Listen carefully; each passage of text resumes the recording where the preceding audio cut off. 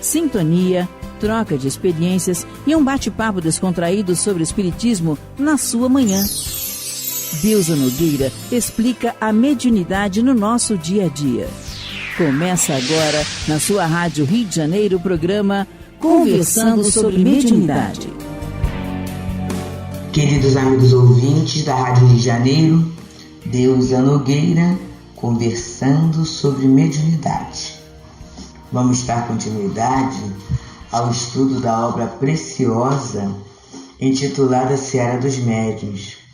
Como nós sempre falamos, é uma obra que vai estudando itens de O Livro dos Médiuns, trazendo para nós uma compreensão mais ampla no nosso dia a dia, na nossa atividade mediúnica, orientada pela doutrina espírita, né?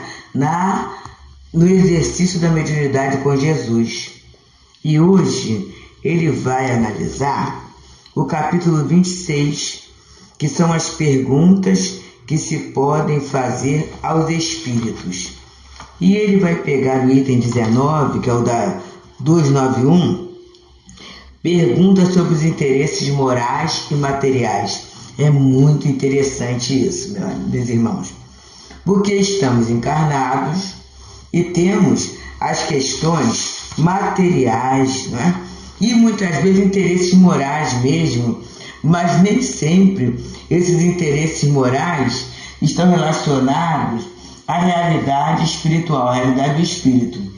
Muitas vezes os interesses morais estão ligados aos nossos sentimentos, ou de solidão, ou de menos-valia, ou de orgulho, né? Então, a gente pode perguntar aos espíritos acerca dessas questões. E na 19ª, Kardec pergunta assim: os espíritos familiares podem favorecer os interesses materiais através das revelações? E os espíritos nos dizem: podem, e algumas vezes o fazem conforme as circunstâncias. Mas ficais certos de que os bons espíritos nunca se prestam a servir à cupidez. Os maus vos propõem como vantajosos, diante dos vossos olhos, 1000 atrativos para estimulá-la e depois vos mistificar pela decepção. E aqui nesse momento nós podemos pensar nos jogos. E há um texto, através de Chico Xavier, de Irmão X, que é Palpite o nome. E a pessoa jogava.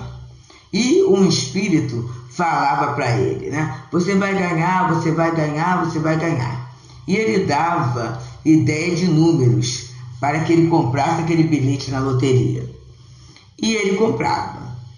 E ouvia naquele momento, através do rádio, era dado o número do vencedor. Então, o milhar, a dezena, a centena, a unidade. Era nessa ordem. Então, por exemplo, 3.740, ia falando. Bem, aí naquele dia foi falando. E ele foi falando primeiro, né, a dezena de milhar, a centena, a dezena. E eles estão correndo, sabe? Pulando, agora acabou, não vou trabalhar para mais ninguém, estou milionário, né? Xingou o patrão, pegou tudo, vou comprar tudo novo para casa, tirou sofá, os móveis, tudo isso, botou tudo no quintal, botou fogo, aquela precipitação. E no dia seguinte, ele foi na casa lotérica para receber sua fortuna. E tem aquela surpresa em saber que não foi o número dele, mas como eu ouvi. E aí, por uma unidade, na casa das unidades, né? Não foi aquele. E ele, então, agoniado, vira para o espírito e diz: mas o que foi? Você não falou que eu ia ganhar? Aí o espírito falou assim: foi apenas um palpite. Então, vamos lá, meus irmãos.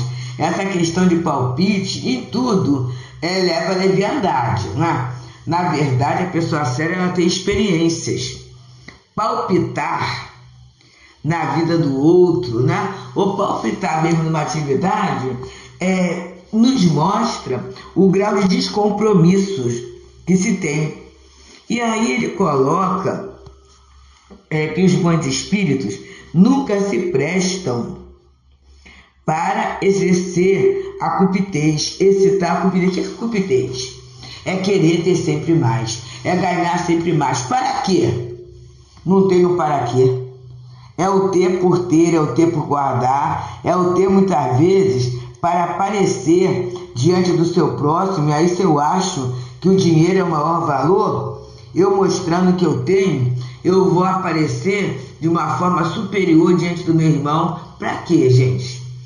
Se o bom espírito, ele tem consciência da imortalidade, ele tem consciência da lei de progresso, ele tem consciência da lei de Deus, ele tem consciência de Jesus, por que é que ele vai excitar isso? Até porque excitar a cupidez é causar um problema.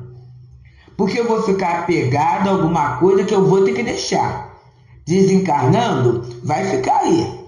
E vai ficar aí de que modo? Então, no plano espiritual, estarei preocupada com essas questões. Quem vai usar, como vai usar, o que vai usar. Então, ao invés de eu tratar da minha vida, eu vou estar tratando de outras circunstâncias que não me pertencem mais. Vou dar um trabalho imenso aos amigos espirituais para essa questão do desapego. Deverei muitas vezes ser levado a reuniões mediúnicas para o trabalho da prece, para o trabalho de esclarecimento, para eu perceber que eu não pertenço mais àquele núcleo de experiências. E muitas vezes vai dar muito trabalho para alguém me convencer. Então o bom espírito, querendo, ansiando que a gente viva essa realidade de espírito, ele jamais vai estimular em nós a ambição, a cupidez. Pode estimular o quê? O trabalho. O trabalho para eu ter aquilo que eu preciso, tendo muitas vezes até além do necessário para ajudar, para compartilhar ao outro, É interessante essa questão, mas nunca para a ambição, nunca para a sovinice, a avareza. E aí, agora o imperfeito, como eu contei esse caso do palpite, ele vai estimular isso. Para quê? Para eu ficar inquieto, para eu ficar inconformado, para eu, muitas vezes, ter até atitudes que eu vou me arrepender depois. Imagina você colocar os seus pertences todos para serem queimados. Eu até agora penso, é isso que eu não quero mais, mas que eu ainda uso, está em condições de uso, eu posso pensar em passar para alguém que está numa necessidade, Mas isso aí é um desequilíbrio. E aí vem a decepção.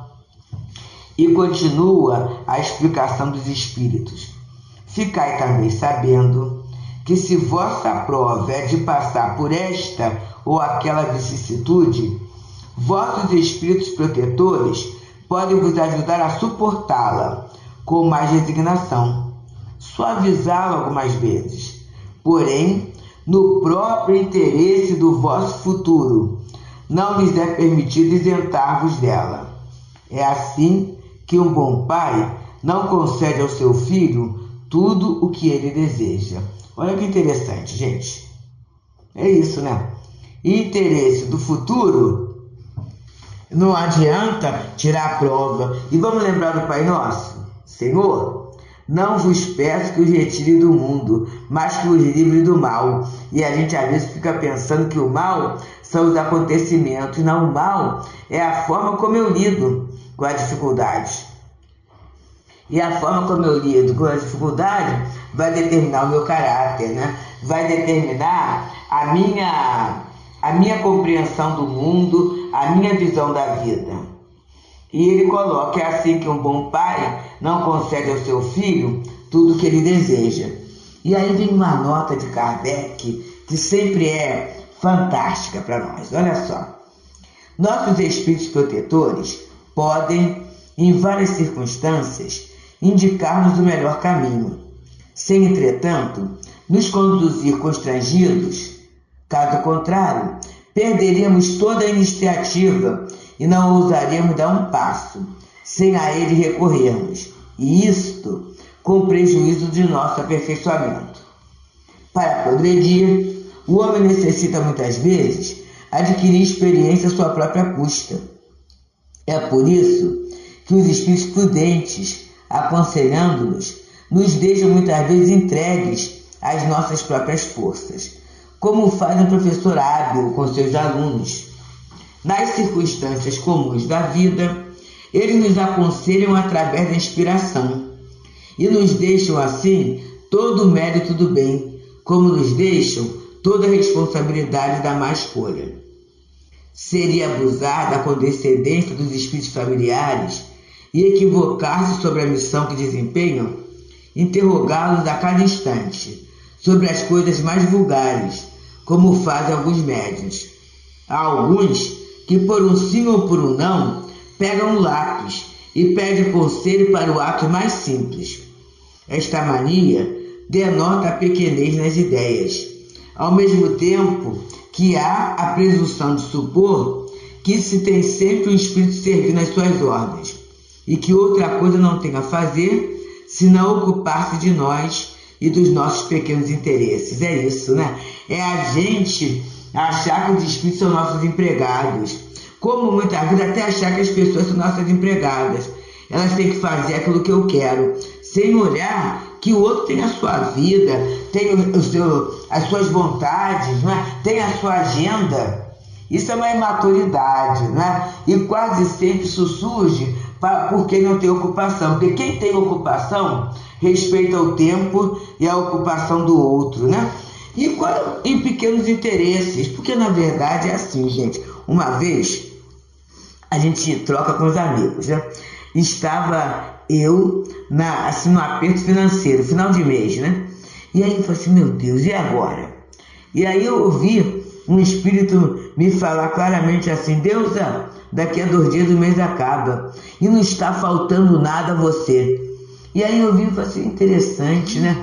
Paulo de Tarso fala, tendo vós o que beber, o que vestir, estejais com isso satisfeito. E na verdade eu tinha comida, eu tinha o alimento, eu estava abrigada, eu estava reclamando de quê?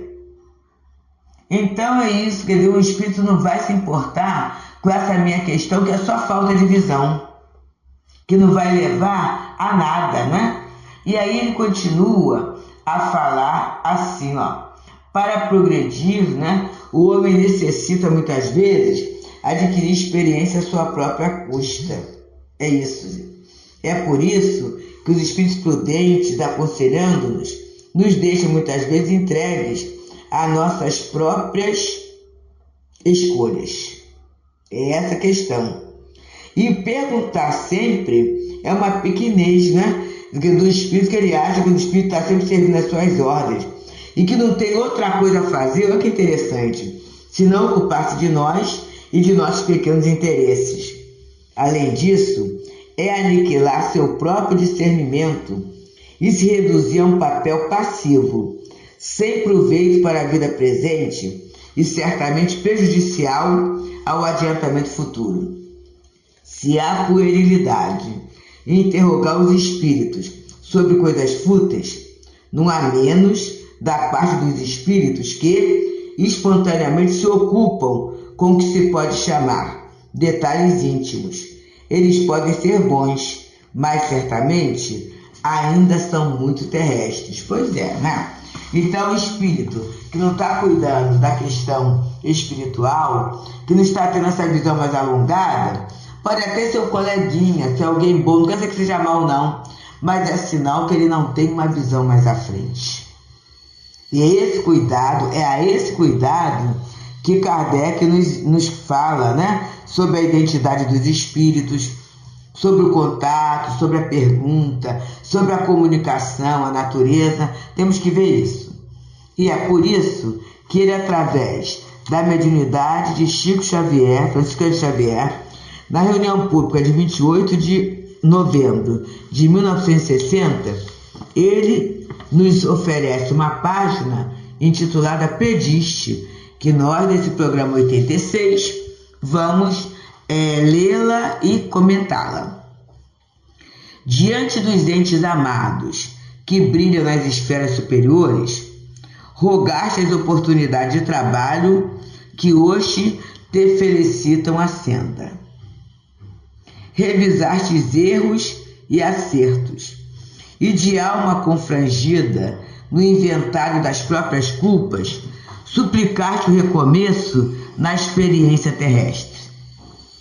Pediste o peso dorido, a fim de que os obstáculos do reinício te assinalassem os impositivos do reajuste, e achaste as provas da infância que te serviram de ensinamento.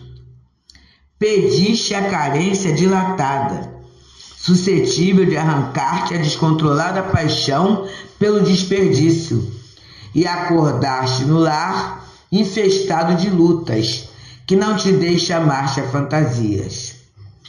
Pediste recurso contra a vaidade, que te petrificava os sentimentos no orgulho, e detiveste a condição social torturada e difícil, que te obriga a entesourar obediência e conformação. Pediste o reencontro com as vítimas e os cúmplices de tuas ações reprováveis, de modo a resgatar os clamorosos débitos contraídos, e recuperaste a companhia deles, na presença dos familiares problemas e dos companheiros enigmas, que te compelem à disciplina do coração. Pediste remédios contra as inclinações infelizes que muitas vezes te situaram no desequilíbrio da emoção e da mente, o desequilíbrio da emoção e da mente.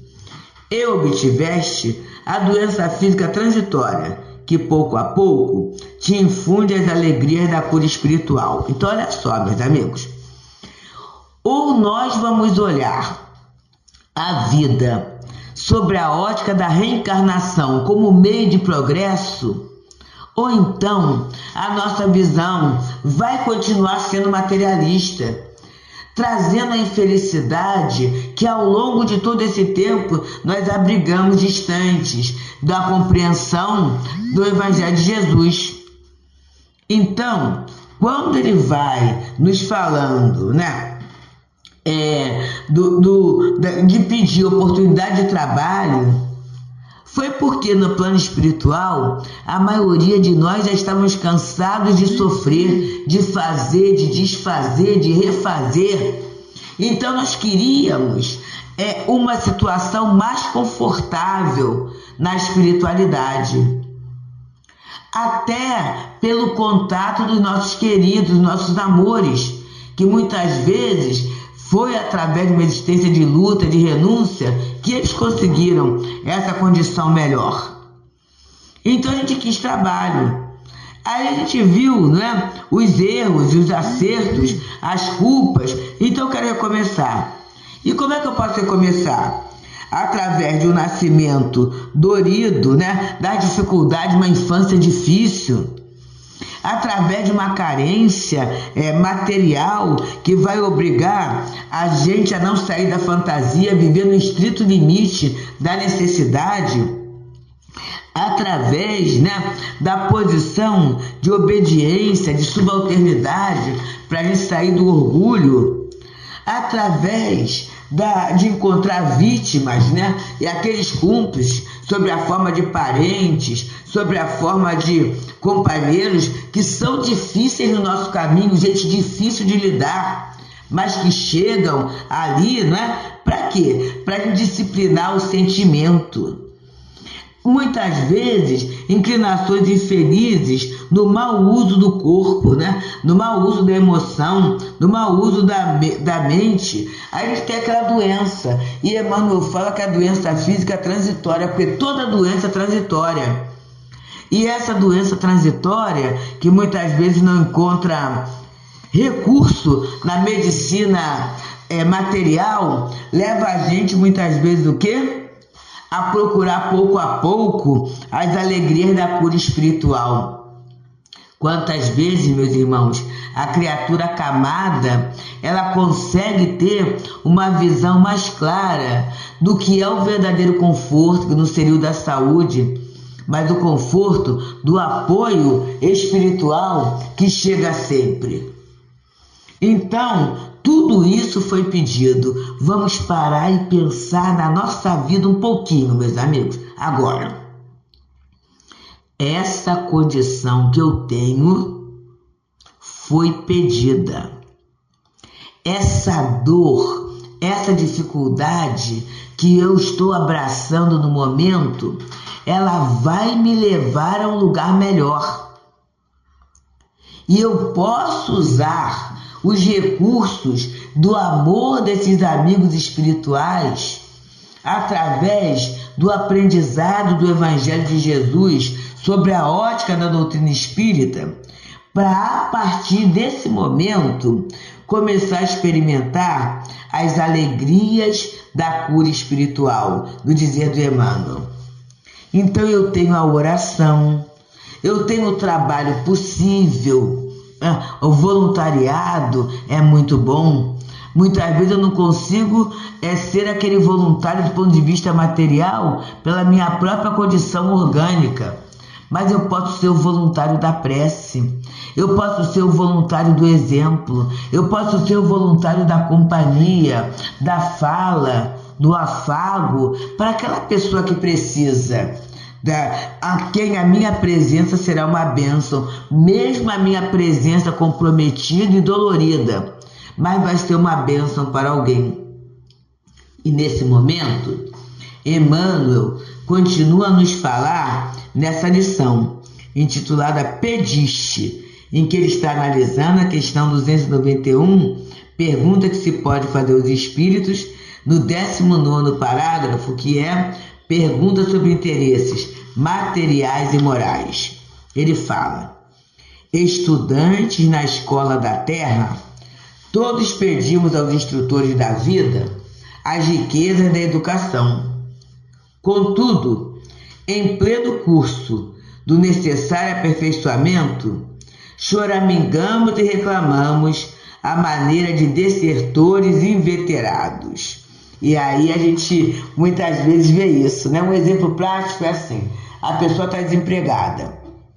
Aí ela fala assim: eu quero fazer qualquer coisa, que é para ter o salário. Quando ela consegue um emprego, ela começa a reclamar. Reclama do tempo, reclama da postura, reclama do chefe, reclama disso. E a gente não se afasta muito disso, não. No momento da prova, a gente quer que a prova seja tirada e quer até que os espíritos nos isentem daquilo.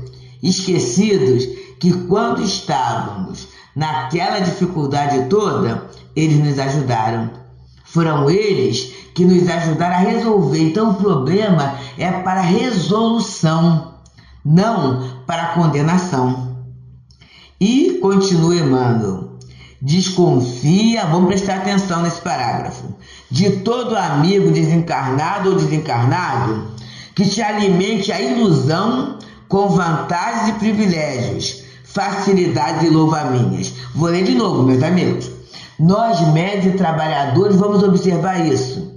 Desconfia de todo amigo encarnado ou desencarnado que te alimente a ilusão com vantagens e privilégios, facilidades e louvaminhas. Vamos confiar. Professor menos responsável que favorece capricho e cola a pretexto de amor, apenas consegue rebaixar o aprendiz e estragar a lição.